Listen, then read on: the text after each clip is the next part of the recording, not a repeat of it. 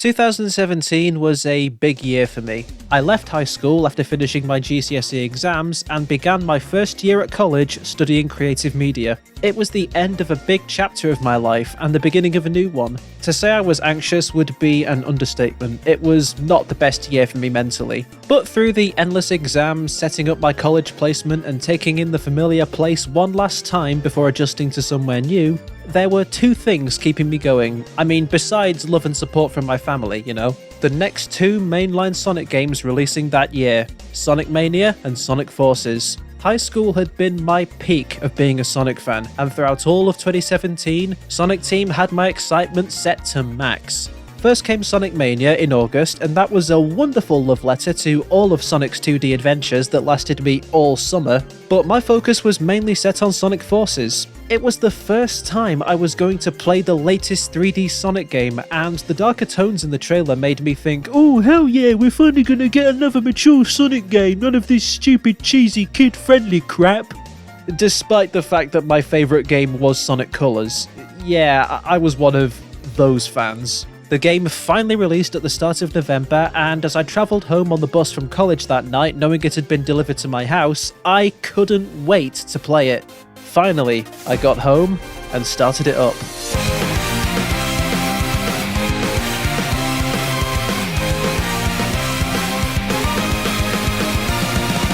Then I beat it in about 4 hours.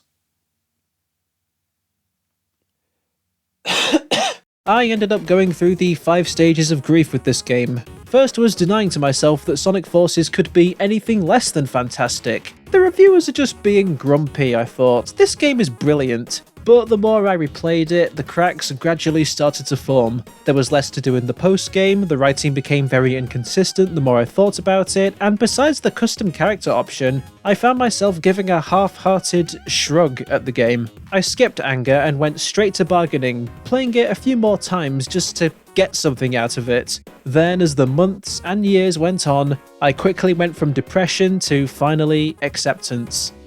Yep. Sonic Forces is mediocre. And I'm certainly not the first person to experience this. There's thousands, if not millions of people out there who look forward to a huge promising piece of new media only to be disappointed. It's not exclusive to Sonic. I also just want to clarify, when I say this game is mediocre, I don't think it's overall bad. There's good things about it that I still like to this day, and again, this game came out at a very scary time in my life. It was my comfort game along with Sonic Mania, and so I have a bit of a fondness for it. But my god, if Sonic 06 was the result of big promises with terrible execution, Sonic Forces does something worse, with a great Sonic premise done in the most middling way possible. But before I go into the ups and downs and all-arounds, up and down and all around of this game, we need to talk about what Sonic Forces meant for the franchise. For Sonic the Hedgehog's reputation in the 2010s, which, if you were a fan during that time, you will know, it was a pretty rough decade for the Blue Blur.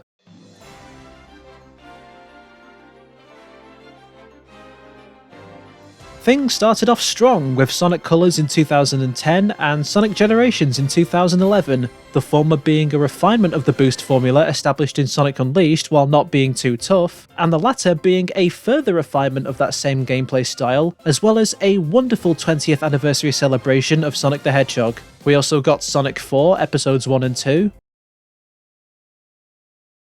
with the launch of the Nintendo Wii U, fans anticipated what the next Sonic game would do to follow on from Colors and Generations' success. And then in 2013 we got Sonic Lost World. It was okay, not a huge decline, but the sudden departure from the boost formula for a gameplay style that felt like it wanted to be both Sonic Colors and Super Mario Galaxy was met with a middling response from fans and audiences. And then, in 2014, boom.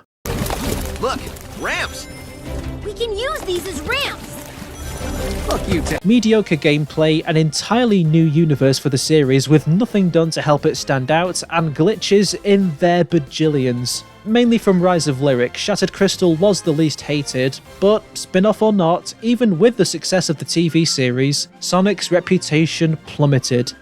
Again. Not helping was the fact that its sequel, Sonic Boom Fire and Ice, was delayed from 2015 to 2016 to coincide with the 25th anniversary, leaving both myself and other fans annoyed, as if this was all we'd be getting. However, come 2016, when Sonic Team hosted the 25th anniversary party in San Diego and the absolute travesty that was the party's livestream,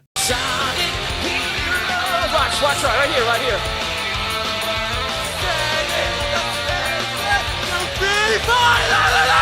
we were shown teaser trailers for the next two major Sonic games, Sonic Mania and Sonic Forces, then called Project Sonic 2017.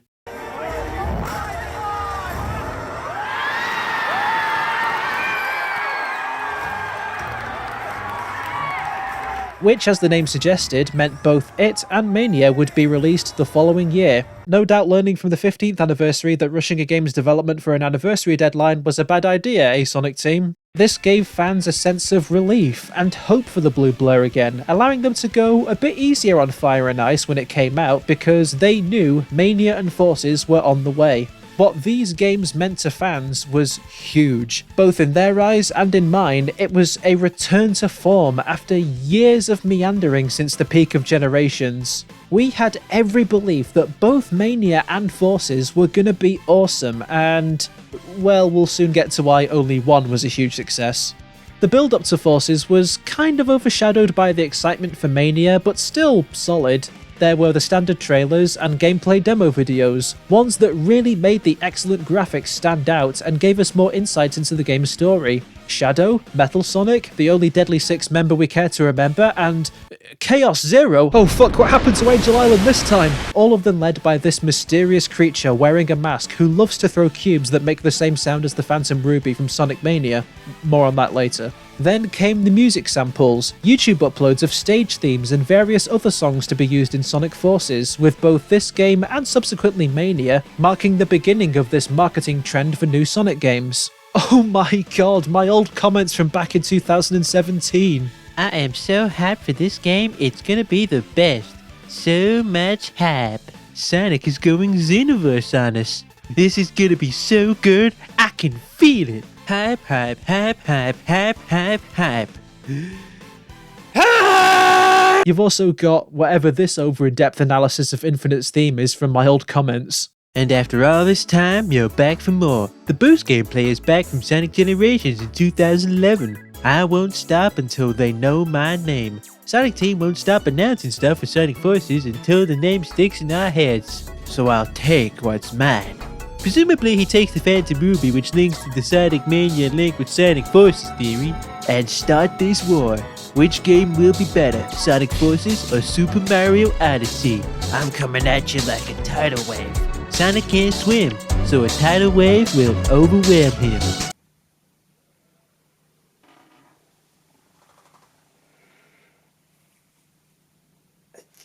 Why did any of you subscribe to me? To go back to the trailers, the general reception was very mixed. They seemed to not only be back to doing the boost gameplay, but classic Sonic from Generations was back and was shown running through Green Hill. You know, as if people weren't already getting that from Sonic Mania. It's almost like classic Sonic was tacked onto Forces because of the excitement for Mania. I mean, who the fuck said that? But the most wowing factor announced for Sonic Forces was, by far, the ability to create your own Sonic character. I love how people back then thought this guy was going to be Bubsy the Bobcat because he somehow got a new game released that same year after being dormant for 2 decades. What a time that was. But yeah, finally Sonic fans had a chance to create their own original character, Do Not Steal, in something that wasn't a fan-made Flash game. And as someone who played a lot of Dragon Ball Xenoverse 2 at the time, another game where you could make your own custom characters, that was all they needed to convince me to buy this game day one. Oh yeah, there was also a collaboration with the restaurant brand Hooters. I think this image alone says more than I ever could on the subject. With all this build-up, the game finally released in November 2017 for the PlayStation 4, the Xbox One, Nintendo Switch, and PC. And it did okay, but if you were a Sonic fan back then, a 5 or 6 out of 10 was considered a failure. Not helping was both Mania's overwhelming success months prior, and Super Mario Odyssey coming out around the same time, both of them leaving Forces in the dust. All that promise, all that hype, all that speculation for almost nothing. This was the final straw for Sonic Team, the day they decided to veer away from making routine boost formula Sonic games. No more 6 out of 10s, no more Sonic was never good statements from IGN. Now was the time for new horizons. But how did a game that had so much promise manage to just fizzle out? Let's begin with the story, or at least this game's attempt at telling one.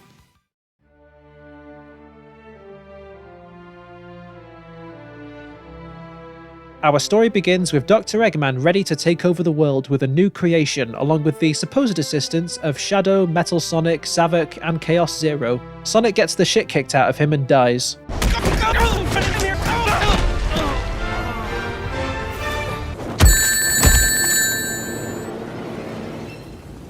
I'm not weak. 6 months pass, and Eggman has claimed most of the planet, with Sonic's friends forming a resistance, led by Knuckles, to stand against Eggman and his evil contraptions. They are joined by a new recruit, your avatar, say hello to Alan the Partridge, more on his story later, who joins the team as a rookie whilst everyone else is ready to continue the fight even without Sonic around.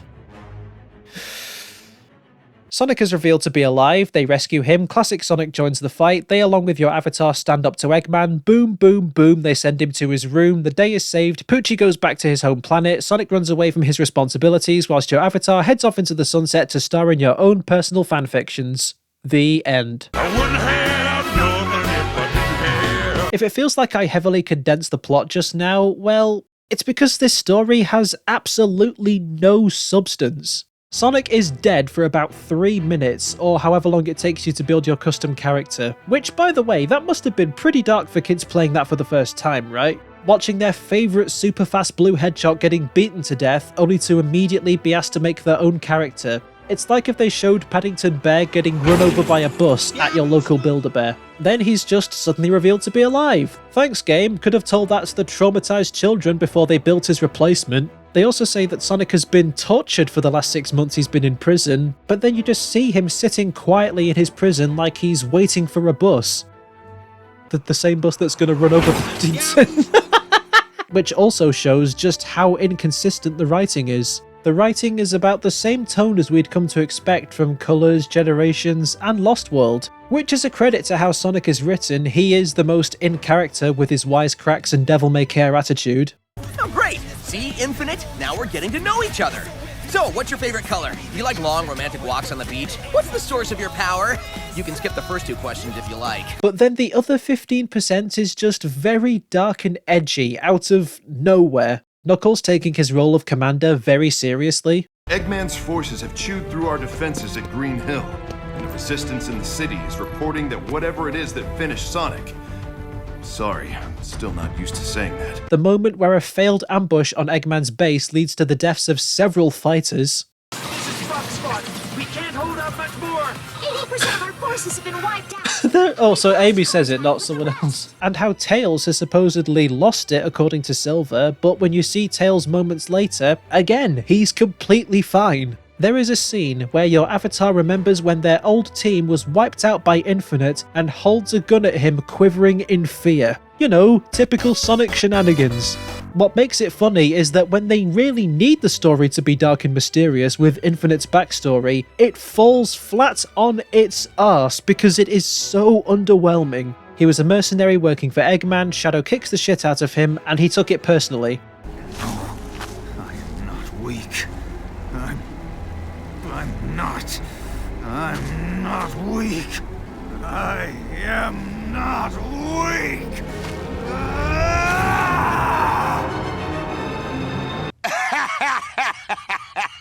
Oh, wait, you serious? Let me laugh even harder. Not to mention how it completely wastes the 4 returning villains. I get that they are fakes conjured up by the Phantom Ruby, but even then, Zavok and Metal Sonic get 1 boss fight each, if you can even call them that, while the likes of Shadow and Chaos Zero get a single bop on the head and are never focused on in the story again. What a fucking waste, man. You give me this story where Eggman wins and takes over the world, there's big bad villains coming back to aid him as well as a brand new one, the setting is there for a serious impactful story, it should write itself.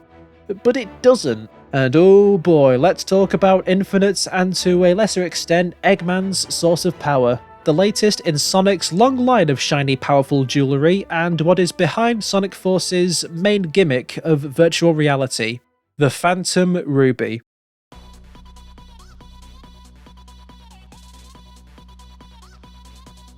So if Classic Sonic wasn't already a giveaway, then the presence of the Phantom Ruby should very much make it clear that the events of Sonic Mania tie into Sonic Forces. In Mania, this purple little gemstone was shown to have reality warping powers that could send Sonic and the gang across time and space to places from their past. It gave the characters a reason to revisit the old stages for the 25th anniversary, it gave Robotnik and his army the hard-boiled heavies a source of incredible power, it served its purpose very well. The game's story ended with Super Sonic defeating both the Phantom King and Robotnik in an attempt to keep the Phantom Ruby out of their hands, but due to the Chaos Emeralds needed for his super form reacting to the Ruby, its power started to go haywire and Sonic was sent all by his lonesome into the future? Another dimension? It's weird. In Forces, when who we know as Classic Sonic appears from a portal to save Tails, he recognises him as a Sonic from another dimension. Oh, you're that Sonic from another dimension, aren't you? Despite the fact that in the previous Sonic generations, Classic Sonic was meant to be the younger Sonic from his past, which modern Sonic makes a joke about when he sees him. It's been generations since I seen you. You okay? That's a funny line, but it doesn't make sense because of how they said Classic Sonic was from another dimension, not the past. So, which is it? Are you confused? Great, because how they use the Phantom Ruby in Sonic Forces makes even less fucking sense. So, it's the source of Infinite's power which he uses to create optical illusions, right? But he can also use it to fly, fire energy blasts, create virtual clones of past villains, summon spiky balls. But then it turns out that the Phantom Ruby held by Infinite is just a copy, and that the real Phantom Ruby was in Eggman's possession all along. So, Eggman created a hard copy of the Phantom Ruby, allowed Infinite to use it, knowing he was full of hatred from getting his ass kicked by Shadow, yet never expected Infinite to just,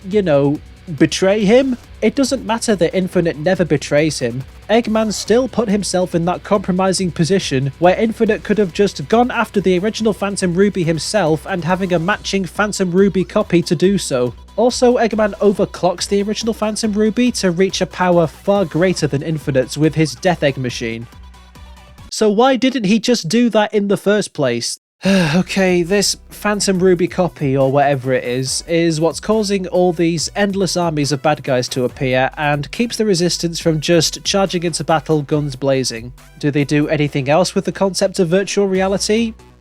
Not really. Anytime you come across Infinite in boss fights or as a stage hazard, there will be moments where you're required to have quick reflexes in order to dodge these streaks of red energy that, for brief periods of time, send you to this hellish red dimension where there are more obstacles to avoid than normal. They last for less than a few seconds, and it doesn't really matter if you lose rings, as collecting 100 of them doesn't grant extra lives anymore, because Sonic Forces also does away with the live system. No lives, no game overs, and you lose nothing but points for your final score at the end of the stage. How am I supposed to be scared of any of this stuff going on in virtual reality if I have no reason to fear losing rings all my life? You know what would have been a really cool idea for this virtual reality crap? A stage that is entirely under the effects of the Phantom Ruby, one where simply being in this dimension causes your rings to drain one by one, and if you get hit, it takes away like 10 rings at once, until it reaches 0 where you eventually lose a life once you bring the life system back in, having it take much longer to have to withstand these more dangerous obstacles, thus making the player panic about if they have enough rings to survive until they make it back to the normal world. It'd make the Phantom Ruby's power more terrifying, it would encourage the player to really concentrate, and in hindsight, it would make Sonic Forces, in general, way more of a challenging game than it actually is.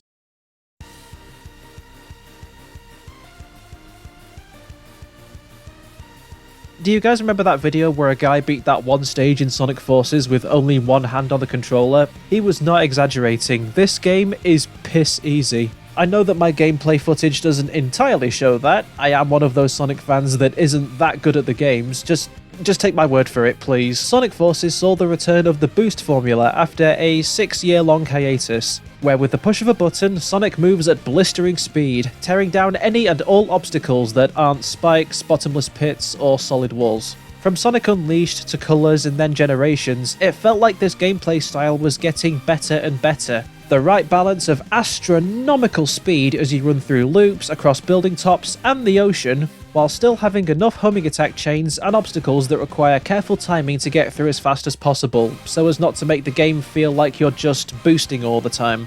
Then, after taking 3 steps forward, Forces came along and took about 7 steps back. It's 3 things: the level design, the level's length, and the controls. So many stretches of open track where all you do is hold down the boost button and just watch Sonic moseying along as the enemies in your way serve as nothing but boost fodder. The Dodo Bird robots being the worst offenders, as they don't even attack you properly, they just dash away as you run them all down to get boost energy. I kind of feel sorry for these birds more than anything. The stage environments look very pretty, great for PlayStation 4 standards, but there's only so little time to admire them as these stages are so fucking short. Sonic Forces reaches a length of just about 4 hours, not necessarily because the story is rushed, though with the end result it certainly doesn't help, but because, and this is a very common complaint for Sonic Forces, the stages feel like they end right before they have a chance to begin. Sunset Heights, I'm running through the town during an attack, big explosions everywhere, and giant oh wait, it's over. Network Terminal, I'm running deep into the chemical plant, oh boy, gotta find the computer room, oh, there it is. Well, that was underwhelming. Mortar Canyon, hey, that's a nice level you got there, sure would be a shame if someone were to use the boost to skip most of— oh, look at that, bye-bye level design!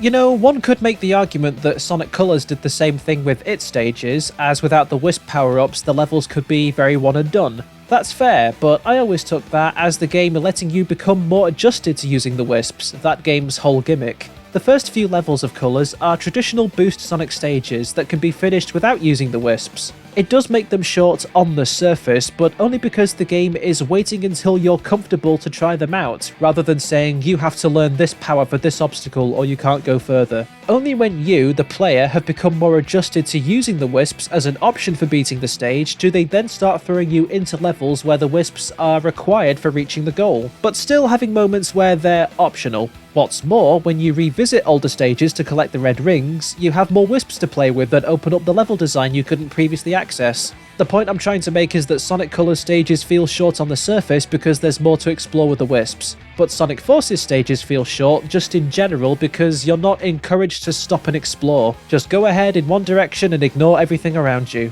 Yet any time you get to an obstacle that requires you to slow down and not just press one button, they are either mindless QuickTime events or you'll just be wishing to go back to boosting again because these controls are buggered. The double jump is stiff and the ground speed takes you from 0 to 100 if you so much as sneeze on the controller. Whenever you're doing basic platforming, you feel like you're puppeteering Sonic rather than playing as him. You guys ever play Crash Bandicoot 1? That's kinda how it feels here.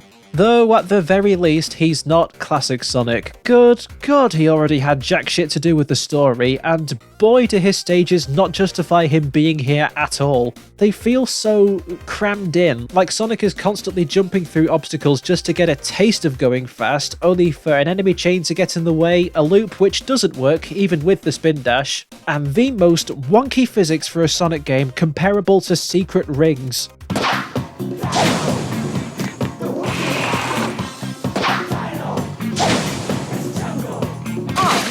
The two worst offenders for classic Sonic and Forces would have to be Death Egg for the anti-gravity headaches and feeling like a piss-poor version of the same stage in Sonic 3 and Knuckles, and Iron Fortress for the most baffling stage gimmick for a Sonic game, auto-scrolling. In a 2017 Sonic game, did we learn nothing from 8-bit Sonic 1 doing the same shit in Bridge Zone?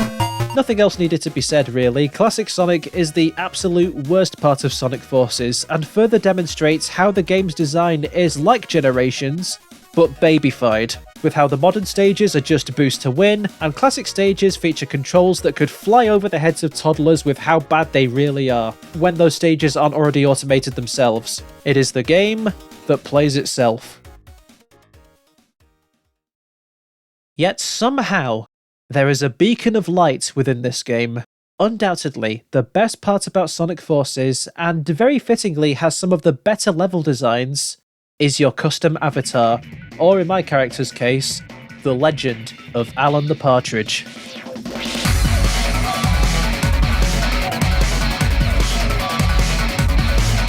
After many, many years of fan-made custom character avatar websites, the endless drawings on DeviantArt, and Chris Chan being Chris Chan, finally we have the option to design and play as our own original Sonic character. Your own humanoid animal creation to be amongst your long-time favourite Sonic characters. And then getting stuck with mostly Sonic, Tails and Breaking Benjamin over here. You have unique abilities for each animal, like extended invincibility, starting with a couple of rings in your possession after dying, a double jump, etc. I'm just going to say this now, you pick the bird with the double jump, not only because most of the other abilities apply to rings, which aren't that important anymore without the live system, but it will give you better control during the heavy platforming sections, and even let you take a few shortcuts, or be the cause of your own death. Little does the laser know that Alan... Let me jump off the wall! Right, come on. You don't have a boost, and instead of a homing attack, you do a wire attack with a grappling gun that's also used as a way to swing from red and yellow homing targets. Because of that, the avatar stages require a little more thought in order to progress, as you can't just hold down one button to get to the goal. Mostly, anyway, that's where the returning wisps from Sonic Colors and Sonic Lost World come in, with the introduction of the Wispin. This is a specially made weapon for the custom avatar and other originally designed characters you see throughout the game. One that allows the user access to the Wisp's powers, without forcing them into a transformation like they did to Sonic in the previous games. To name a few, the Lightning Wispin lets you attack with a Lightning Whip, the Hover Wispin blows away enemies with a Shockwave, and the Burst Wispin allows you to use the always efficient Flamethrower.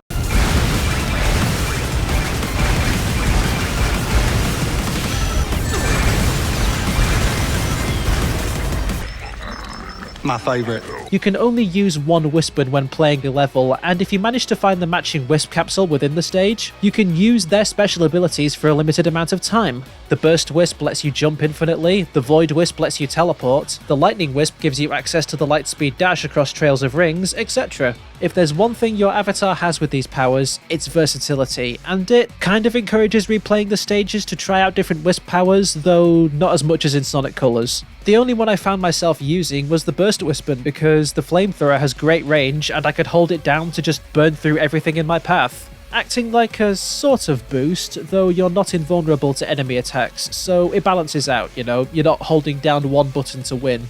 Sometimes these special Wisp abilities allow you to take alternate pathways, though they only last a few seconds, so there isn't much of a stage to explore, but wait, there's more. By completing stages normally, or with an S rank, you can unlock special Wispins that have a few power-up bonuses like a short-time invincibility, a shield for an extra hit, or additional rings. Kinda lets you think about how you want to play the stages. Do you want a power-up that will keep your ring score high for the end of the stage, or do you want short-term invincibility for if you want to be a little reckless with speedrunning? And when you're not unlocking those special Wispins, you're winning endless amounts of clothing, bodysuits, and accessories for your character to wear, with outfits that range from simple and sweet to very distinguished to menacing and robotic to completely ridiculous. There's even a few Sonic-related clothing items, character-branded shirts, Chow backpacks, Sonic shirts, I fucking love that, bounce pad clothing, this golden suit of armor which reminds me of Excalibur Sonic from Sonic and the Black Knight, the soap shoes from Sonic Adventure 2, and classic Sonic shoes. Oh, so that's why classic Sonic controls like crap in Forces. Your character stole his shoes and replaced them with worse ones just like Robotnik did in Sonic Labyrinth.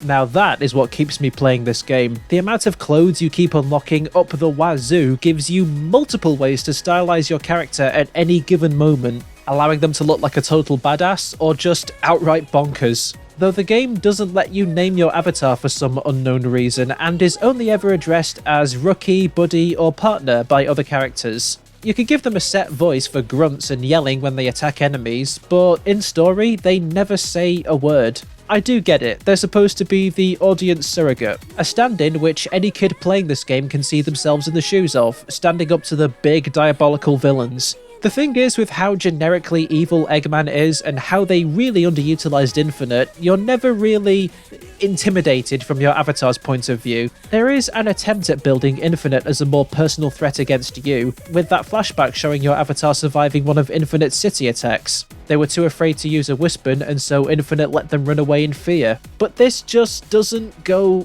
anywhere. They confront Infinite after the failure of Operation Big Wave, remember Sonic's encouraging words, and they're just not scared anymore. That's it. You have a blank canvas of a Sonic character to give both an identity and a needlessly detailed backstory, which is exactly what I did when I streamed this game not too long ago, and the end results I'd like to read out to you now because it was undoubtedly the best part about replaying Sonic Forces after so many years.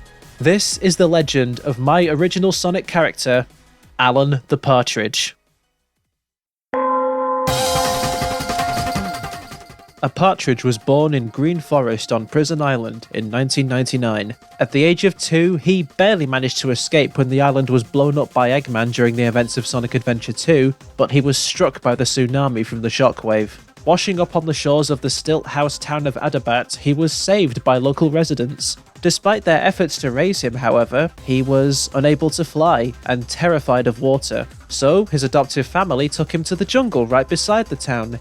He loved it here, and though he was still unable to fly, he became a very skilled climber, and over time, he became more humanoid. How? The same reason the other humanoid animals exist. It just happens. He earned the name Kosal, a Cambodian name meaning talent and capability, seeing as how Adabat was based off of Southeast Asian countries. His adoptive family came and visited him regularly, but Kosal rarely went to the town because of the water. He also never learned how to speak due to spending most of the time in the jungle, only communicating through squawking. At the age of 9, he was a fully humanoid bird and fully adjusted to running and swinging in the jungle. During the events of Sonic Unleashed, Kosal was too scared at first to fight Eggman's robots and Dark Gaia's spawn, but was inspired when a speedy blue hedgehog defended the jungle's Gaia temple and defeated the Egg Lancer. He never met him, but his actions gave Kosal the courage to fight the spawn and the robots as he guarded the town when the blue hedgehog left to stop Dark Gaia. Years went by and Kosal had become Adabat's guardian, despite not having any big threats to face. One day, his adoptive family wished to travel to the city for a holiday, and Kosal bravely decided to go with them as they held his hand on the long boat journey. However, when they reached the city, it came under attack from a mysterious creature with otherworldly powers. This was the day Eggman took over the planet. With Kosal's adoptive family getting caught in the crossfire, he was face to face with this creature, but was too scared to fight back. So the creature let him flee in fear. His family gone, thousands of miles from home, and too scared to go back across the water on his own, Kosal retreated to Mystic Jungle, losing his sense of justice. 6 months later, Kosal was found by the Resistance during a battle in the jungle, and made their way back to the base through the city during another attack, bringing him with them. As Kosal could only squawk, nobody knew his real name, so they gave him their own name, Alan. After a few days training, showing great acrobatic skills despite having never used the grappling gun before, Alan was ready to go onto the front lines. He was welcomed onto the main team by Commander Knuckles and given an important mission to steal a shuttle from the chemical plant. Upon doing so, Alan rescued Sonic, recognizing him but was unable to tell him properly because of squawking, and the two escaped the Death Egg. Returning to Earth, the two headed off together to shut down a munitions factory in the Arsenal Pyramid, discovering the power of double boost. Due to lack of concentration though, Alan got his hands burnt from getting shot, needing to be replaced by robot hands when they escaped the pyramid. With new hands, he became proficient as a gamer in his spare time outside of war duties. He saved people in the city he once ran away from by fighting off Eggman's robots, climbing the ranks as people in the Resistance started to recognize him as a hero. He carried out his first successful SOS mission, saving Nibble the rabbit, before returning to Mystic Jungle during a dangerous mission, as he came face to face with rushing rivers, terrifying him in the process whilst also finding a Phantom Ruby prototype. From this deep traumatic experience, he now wanted more than anything to go home. So, after his next SOS saving Lion of the King, he made a plan. During Operation Big Wave in Metropolis, he fled the battle in order to get to the airport, and in doing so, left Nibble and Lion to die in the fight. He came face to face with the creature now known as Infinite and barely survived a one-on-one with him, as Infinite recognized Alan when he killed his family 6 months ago. Stealing a plane, Alan flew away to find Adabat, whilst also ignoring an SOS from Blank the Cat Dog in Metropolis. After a long flight, he found the town, only it was shrouded in darkness and Eggman's robots were everywhere. With his new abilities, Alan fought off the robots, and the townsfolk cheered for him, only for it to be just an illusion created by the Phantom Ruby, as Infinite had gotten there first. as he had used the ruby to see into Alan's mind and hit him where it hurts, reducing Adabat to ruin and the jungle burning to a crisp. Infinite then destroyed the plains so Alan would be stuck in one place before taking his leave, promising to make those he abandoned suffer. Devastated and all alone, Alan knew his only way to stop Eggman and Infinite was to return to the Resistance. He built a raft from any surviving materials he could find from the town and bravely set off across the ocean. Alan got caught up in a battle with a virtual reality Chaos Zero, and while he was able to fend him off with his Phantom Ruby prototype, his raft was destroyed, causing him to fall into the sea. A whale emerged from the darkness, one who Alan recognised as growing up in Adabat, he used to hear its calls from across the sea. The whale lifted Alan to the surface and swam to the city shores with him on its back. It couldn't swim too close to shore, so Alan had to swim the final length of the journey, his final obstacle in overcoming his fear of water, which he did. Back on land and heading into the city, Sonic was running into battle against a virtual Metal Sonic and was about to be taken down by a Death Egg robot when Alan swooped in at the last minute to rescue him. With no time for a hello, the two banded together and took down Metal Sonic, but upon returning to the base, the Resistance and especially Knuckles were angry with Alan for being a deserter. They had a newly devised plan to stop the Phantom Ruby, which would involve someone making a lot of noise in Green Hill to distract Eggman whilst they destroy the Death Egg. Alan stood forward to volunteer, which at first Knuckles didn't agree with, but he was willing to give him a chance after he had just helped take down Metal Sonic. So Alan went to Green Hill and made a huge racket, even taking down a gigantic crab-like battle mech, showing that Alan was now truly committed to the Resistance and not prepared to run away in fear, which he further showed by rescuing the once thought to be dead Blank the Cat Dog in an SOS from Spaceport. Sometime later, both Alan and Sonic were called onto an SOS, which Sonic decided to make extra special by taking the Chaos Emeralds with him, becoming Super Sonic during the mission. They saved their friend, but were unable to escape the pyramid as they, tripped. Oh, no! What? In death, they were banished to the void of null space, but thanks to their mastery of double boost, they found the strength to escape, for not even death could stop Alan, allowing him to later go and rescue another SOS, Policeman the Dog. In the final battle of the war, Eggman unleashed a virtual sun using the Phantom Ruby, ready to detonate and take everyone out with it. So, in order to take the Phantom Ruby prototype and stop the virtual sun, Alan tapped into the power of the Chaos Emeralds the same way he saw Sonic do before, and became Super Alan. In his shining golden moment, he stopped the virtual sun, and while it used up his energy to tap into the Chaos Emeralds again, for now anyway, this heroic act earned him the rank in the Resistance of Captain. Sonic confronted Infinite alone, but in the last struggle he was joined by Alan, who wasn't prepared to sit on the sidelines if it meant getting to stop Infinite. With Sonic by his side, they defeated the monster that destroyed Alan's family and home once and for all. On a victory streak, they destroyed Eggman's fortress from within, and as Eggman revealed his ultimate Death Egg robot, the two, along with classic Sonic, took down Eggman one last time, with Alan unknowingly taking down the man who had blown up his first home so many years ago, finally saving the world to protect his new home, his friends. The Resistance set a goal to fix their world left in ruins, but a part of Alan knew there were others in need of rescue just like the SOS calls he'd saved or failed before. Not wanting what happened to those from his once home Adabat to happen to those in need of help, Alan bid farewell to his friends at the Resistance, who felt like deep down they would see him again, as he dashed off into the sunset with a new sense of purpose. No longer Kosal the Jungle Bird, he was now Alan the Partridge. Did I ever think this? Yes, but that's what making your own Sonic OC does to a person. Is it perfect? God no, my story is bad shit ridiculous, but I still had fun piecing it together. The creativity that sets off in your brain when making a custom character is what makes it the best part of Sonic Forces. That and because their stages have the best music. The soundtrack of Sonic Forces is overall just alright, which for a Sonic game is very surprising. The music for modern Sonic stages are not terrible, but they're either too similar or, in worst cases, cut short due to the stages being over in the blink of an eye. Brickery Box 12 did a damn good video on the Sonic Forces music we never heard properly if you're curious. The songs for classic Sonic, on the other hand,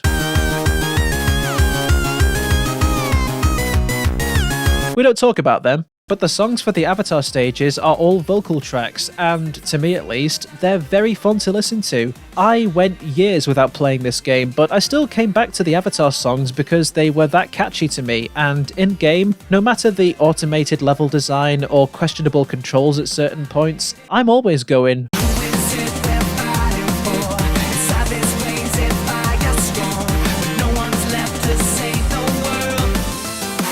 Nowhere to run, nowhere to hide. Destiny will vanish forever.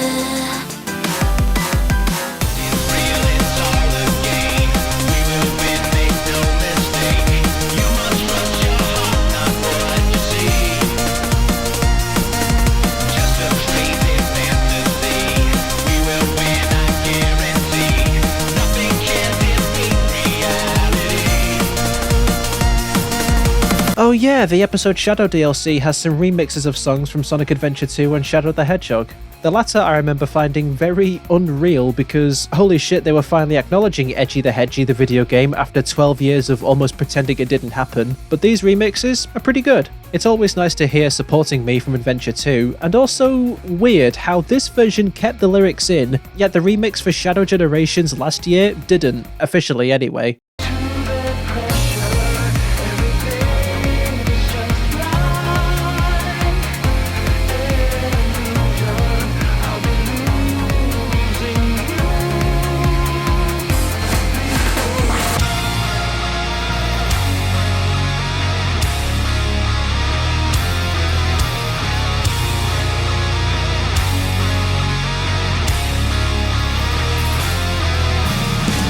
A rare instance where Forces did something better than a future game. The things you learn in hindsight. Did I mention that you can also play as both Sonic and your original character at the same time in certain stages and boss fights? Because you can, and despite these stages sharing the same issues with Sonic's solo stages, the sight of your own creation working together with the Blue Blur himself is awesome.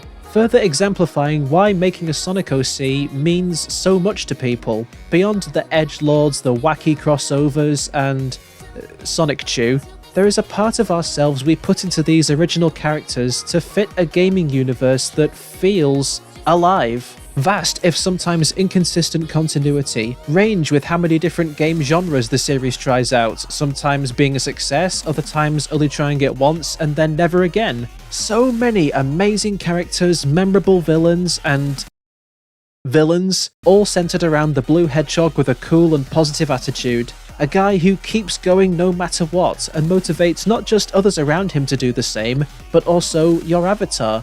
He motivates you as a role model, a comfort character, a friend. This is what I feel truly keeps Sonic Forces from being a bad game. The creative spark that ignites in your head, and the general sense of comfort with getting to see your own character running alongside an icon in the gaming industry and a comfort character from our childhoods. Too bad the rest of the game couldn't hold up to the same quality.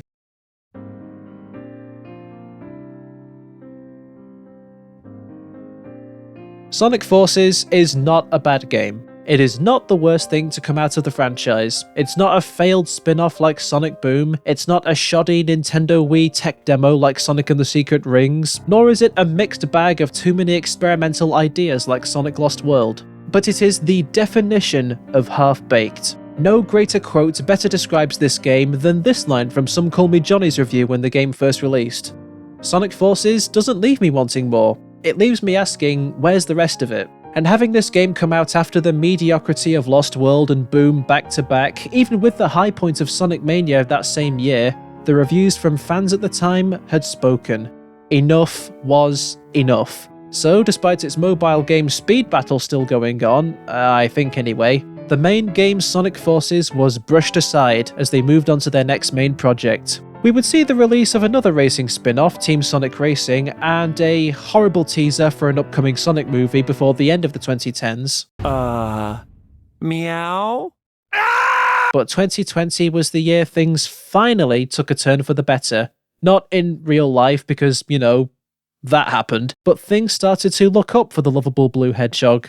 The Sonic movies that started out pretty solid and would continue to get better and better across the next 4 years. There was a 30th Anniversary Symphony, which celebrated 30 years of fantastic music in the Sonic series. The release of Sonic Frontiers, which, while far from perfect, elevated the series' storytelling to new heights with Ian Flynn at the helm and gave the franchise a sense of continuity again, further refined by the Final Horizon DLC a year later. And need I mention all of 2024 celebrating the fearless Year of Shadow with Sonic X Shadow Generations, the Dark Beginning animated series leading up to it that also won an award recently, and his inclusion in the third Sonic movie being voiced by Keanu Reeves. Has everything Sonic related since 2020 been outstanding? Nope!